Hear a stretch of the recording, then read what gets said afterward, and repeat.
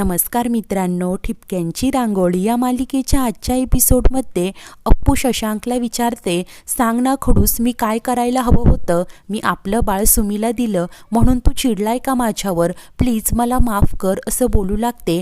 तेव्हा शशांक म्हणतो, अगं काय बोलतेस तू? उलट तू माझ्या घरच्यांसाठी जो त्याग केलास आणि त्या बदल्यात तुला जी वागणूक मिळाली ते सगळं आठवून ना मला माझीच लाज वाटतेय.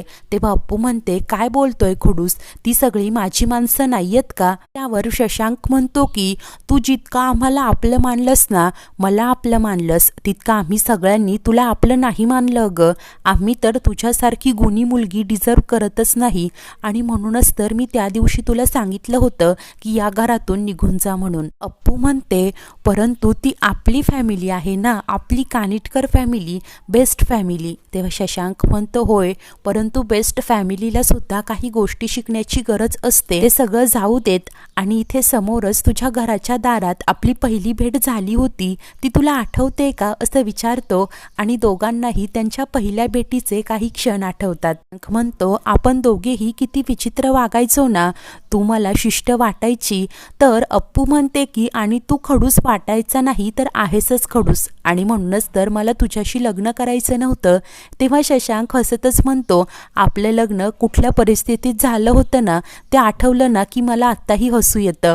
अगं साध्या पेपरवर आपल्या लग्नाचं कॉन्ट्रॅक्ट लिहून आणलं होतंस तू, काही कायद्याचा आधारही नव्हता, तरी पूर्ण 1 वर्षभर एकमेकांची इच्छा नसताना आपण सोबत राहिलो. अप्पू म्हणते, खडूस अरे तेव्हा ना मला तू नाही आवडायचा, मला ना कानिटकर फॅमिलीज खूप आवडायची. तू मला आवडत नव्हता तरीही मला 24 तास फक्त तुझंच अटेन्शन हवं असायचं. तर शशांक हसतच बोलतो, आणि मला सुद्धा ना तुझी अशी 24 तास आजूबाजूला असण्याची सवय झाली होती. तू माझ्या आयुष्यात कायम असावीस असं वाटायचं. तू मला कधी आवडायला लागली ना ते मला माझंच कळलं नाही असं अप्पूला सांगतो. अप्पू मात्र रडतच बोलत असते की मला तर प्रेम म्हणजे काय हे माहितीच नव्हतं. माझा बाबा माझ्यावर आत्तीवर खूप प्रेम करतो हे मला माहिती होतं, परंतु मला तुझ्याबद्दल नक्की काय वाटतं, त्या गोष्टीला नक्की कुठलं लेबल द्यायचं हे मला कळतच नव्हतं असं बोलत ती रडायला लागते. तेव्हा शशांक मात्र अप्पूचे डोळे पुसत म्हणतो की कारण ना तेव्हा तू बालिश होतीस. मला नेहमी असं वाटायचं की ही मुलगी कधी मोठी होणार. तुझ्या मनाचा मोठेपणा मला तेव्हाही कळला नाही आणि आजही कळलेला नाही. अप्पू मात्र उदास होत म्हणते की खडूस अरे मी अजूनही मोठी झालेच नाही. जर का झाले असते तर आज माझ्यामुळे सुमी दुखावली नसती. तेव्हा शशांक म्हणतो, परंतु मला नाही वाटत की तू कुठे चुकलीये म्हणून. तुझं मन आणि तुझी बुद्धी यात ना द्वंद्व सुरू असायचं. तुझी बुद्धी सुमीच्या दुःखावर फुंकर घालायची, परंतु मन शेवटी आईचंच होतं ना जे बाळाकडे धाव घ्यायचं. कोण अप्पू म्हणते की खडूस तुला खरं सांगू का, जेव्हा आपलं बाळ रडायला लागायचं ना मला काही सुचायचंच नाही. मी पटकन जाऊन तिला ना अशी कुशीत घ्यायचे. तेव्हा शशांक म्हणतो, पण जर का हे सगळं मला आधी सांगितलं असतं तर इतकी मोठी गल्लत झालीच नसती. तेव्हा अप्पू म्हणते, काय झालं असतं खडूस, जर तुला कळालं असतं तर तुझ्यासुद्धा अपेक्षा वाढल्या असत्या. तुलाही वाटलं असतं की बाळाबरोबर थोडा वेळ घालवावा आणि त्यातून सुमी आणखी दुखावली असती, इन्सिक्युअर झाली असती. शशांक म्हणतो, परंतु तुझ्यातल्या आईचं काय, आणि बाळाला सुद्धा आईची ऊब हवीच की नाही. तू गेल्यापासनं तर घर फक्त खायला उठतंय, मला कामात लक्ष लागत नाही. मला ना तुझे भास व्हायला लागलेत. आपल्या बाळाची अवस्था तर मला बघवत नाहीये. अप्पू देखील रडतच म्हणते की खडूस मला सुद्धा इथे झोप लागत नाही अरे, फक्त तुझी आणि बाळाचीच आठवण येत असते. परंतु तू हे सगळं बाबाला सांगू नकोस, त्याला वाईट वाटेल असं म्हणते. शशांक म्हणतो, आणि जर का तू तिकडे आली नाहीस तर मला वाईट वाटेल, त्याचं काय? तेव्हा अप्पू म्हणते, परंतु मला बाबाचंही मन सांभाळायचं आहे ना, आणि मला तर खूप दिवसानंतर हा माझा खडूस भेटलाय ज्याच्यासोबत मला आणखी टाइम स्पेंड करायचा आहे असं प्रेमाने शशांकला सांगते. आणि दोघेही आता बाकावर येऊन बसतात.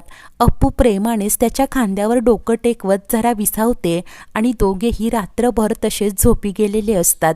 सकाळी अप्पूला जाग येते. ती शशांकला उठवत म्हणते की खडूस अरे सकाळ झालीये. शशांक म्हणतो, बोलता बोलता कधी झोप लागली ते कळलंही नाही. आता मी निघतो, घरचे वाट पाहत असतील. अप्पू म्हणते, खडूस अरे आत चल, जरा फ्रेश हो, कॉफी पी. परंतु शशांक नकार देत बोलतो की नाही अगं, खूप उशीर होईल. अप्पू म्हणते ठीक आहे, जपून जा. जाताने ती प्रेमाने शशांकला मिठी मारते. शशांक देखील तिला काळजी घे म्हणून सांगतो. होकार देत आता आत निघून जाते आणि तेव्हाच डॉक्टर कौशिक शशांककडे येतात आणि तू इथे काय करतोय असा प्रश्न करतात. तेव्हा शशांक म्हणतो मी इथे अपूर्वाला न्यायला आलो होतो. तर डॉक्टर कौशिक विचारतात कुठल्या अधिकाराने. शशांक म्हणतो बायको आहे ती माझी, मी व माझं कुटुंब नाही राहू शकत तिच्याशिवाय. तेव्हा डॉक्टर कौशिक म्हणतात परंतु कालच तर तू म्हणालास ना तिला जा म्हणून. तेव्हा शशांक म्हणतो परंतु जर का तिलाच यायचं असेल तर. तेव्हा डॉक्टर कौशिक म्हणतात मी माझ्या मुलीला चांगलं ओळखतो परंतु तू आणि तुझं कुटुंब नाही. तर शशांक खात्रीने सांगतो की ती नक्की परत येणार. तिने खूप मोठ्या मनाने सुमीला माफ केलंय आणि माझ्यावरचा रागसुद्धा गेलाय तिचा. डॉक्टर कौशिक म्हणतात म्हणजे माझ्यापेक्षा तिचं तुझ्यावर जास्त प्रेम आहे का. शशांक म्हणतो नाही, मी तुमची जागा कधीच घेऊ शकत नाही. एका बापाच्या प्रेमाची जागा तर मी नाही घेऊ शकत, परंतु माझा इतका विश्वास नक्की आहे झालं गेलं सगळं विसरून माझ्या प्रेमासाठी ती नक्की परत येईल. डॉक्टर कौशिक शशांकला चॅलेंज देत म्हणतात की मग ठीक आहे, तुझं प्रेम सिद्ध कर. शशांक देखील ते चॅलेंज स्वीकारतो आणि तिथून निघून जातो.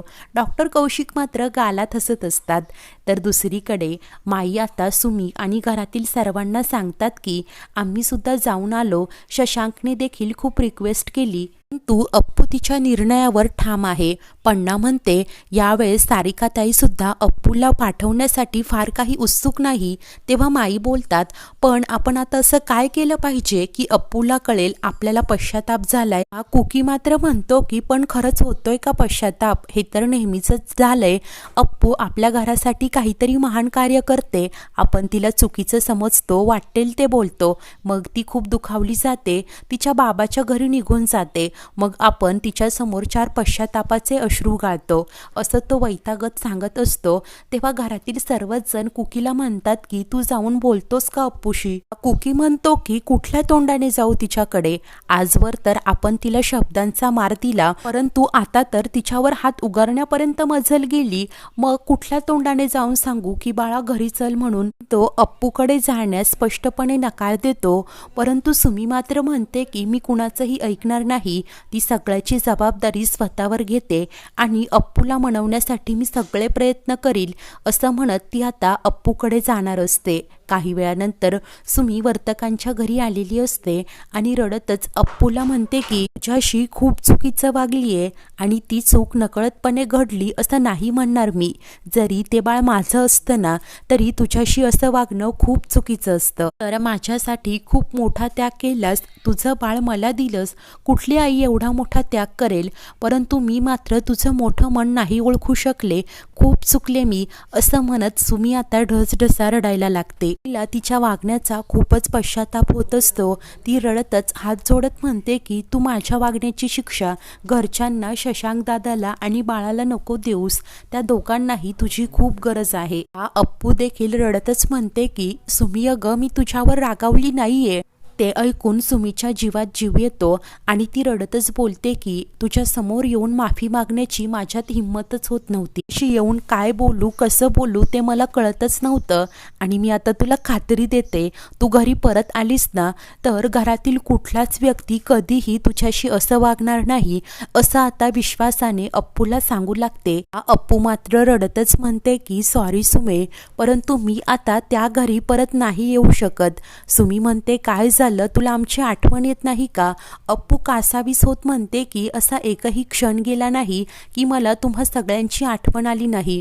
परंतु हे बघ सुमे, जे काही झालं ते माझ्या बाबाच्या समोर झालं, तो सगळ्या गोष्टींचा साक्षीदार आहे. मला कितीही वाटत असलं तरी माझ्या बाबाची आणि आत्तीची अशी इच्छा आहे की मी परत कानिटकरांच्या घरी जाऊ नये. आता मला कितीही वाटलं, काहीही वाटलं तरी हा निर्णय मी एकटीने नाही घेऊ शकत असं बोलत बोलत अप्पू खूप रडू लागते.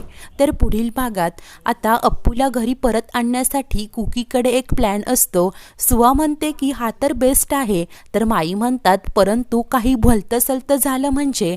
कुकी म्हणतो की थोडी रिस्क तर घ्यावीच लागेल ना माई. आणि तेव्हाच शशांक येऊन बोलतो की नाही, अप्पूला परत आणण्यासाठी तुम्ही हे असं काहीही करायचं नाही. आता कुकी गँग अप्पूला परत कशी आणेल हे पाहणे खूप उत्सुकतेचे ठरणार आहे. अशाच नवीन भागांच्या अपडेटसाठी आपल्या चॅनलला नक्की सबस्क्राईब करा. धन्यवाद.